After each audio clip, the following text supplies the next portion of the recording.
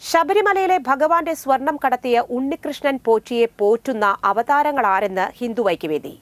സംസ്ഥാന general secretary K P. Haridas അഭിപ്രായപ്പെട്ടു. ചാലക്കുടിയിൽ ശബരിമല കർമ്മസമിതി സംഘടിപ്പിച്ച നാമജപയാത്ര ഉദ്ഘാടനം ചെയ്യുകയായിരുന്നു അദ്ദേഹം. അവതാരങ്ങളുടെ പിൻബലമില്ലാതെ ഒരു പോറ്റിമാർക്കും ഒന്നും ചെയ്യാൻ സാധ്യമല്ല. മാറി മാറി ഭരിച്ച ദേവസ്വം ബോർഡ് പ്രസിഡന്റുമാർക്കും ഉദ്യോഗസ്ഥർക്കും ഈ തട്ടിപ്പിൽ പങ്കുണ്ട്. വഴിപാടായി സമർപ്പിക്കുന്ന സാമഗ്രികൾ വഴിവിട്ട വഴികളിലൂടെ അടിച്ചുമാറ്റുകയാണ് ചെയ്തത്.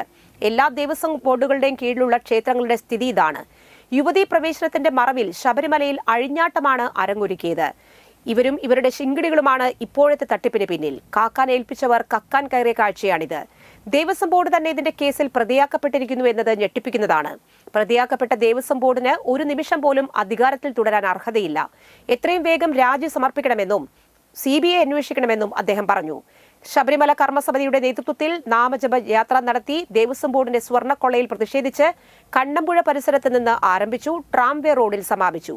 BDJS സംസ്ഥാന ജനറൽ സെക്രട്ടറി KA ഉണ്ണികൃഷ്ണൻ, ക്ഷേത്ര സംരക്ഷണ സമിതി സംസ്ഥാന സെക്രട്ടറി MV രവി, ഹിന്ദു ഐക്യവേദി സംസ്ഥാന സെക്രട്ടറിമാരായ PN അശോകൻ, MV മധുസൂദനൻ, താലൂക്ക് അധ്യക്ഷൻ MVK Menon, general secretary Subhash Aloor, Sajith Vypin, Mahilavedi സംസ്ഥാന സമിതി അംഗം ഷൈന പുഷ്പൻ, സംഗീതജ്ഞൻ തുമ്പൂർ സുബ്രഹ്മണ്യൻ എന്നിവർ സംസാരിച്ചു.